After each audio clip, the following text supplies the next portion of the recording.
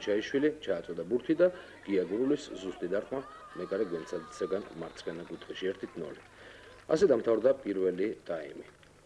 შესვენების შემდეგ კიდევ ერთხელ შეძლეს თბილისის ივერიის ფეხბურთელებმა ბურთის გატანა, აი ამ კომბინაციას ადევნეთ ახლა თქვენ თვალს, რევიშვილი და ზაზა რევიშვილის ლამაზი გოლი. ერთ-ერთი საუკეთესო გოლი იყო საერთოდ მიმდინარე ეროვნული ჩემპიონატისა, ბურთი რომელიც გავიდა თბილისის იბერიის კარში, თქვენ ახლა მას ნახავთ, შევარდენის იერიში, ლევან ყიფიანი ბურთით და ნახეთ თუ რა ოსტატურად ითამაშა ლევან ყიფიანმა.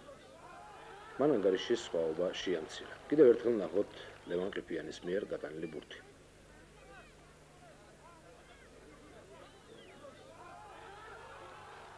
ორით ერთი თბილისის იბერიის სასარგებლო, თუმცა იბერიის ფეხბურთელებმა კიდევ ერთი ბურთის გატანა შეძლეს. თემურ ქეცბაიას გოლს ხედავთ ახლა თქვენს ეკრანზე.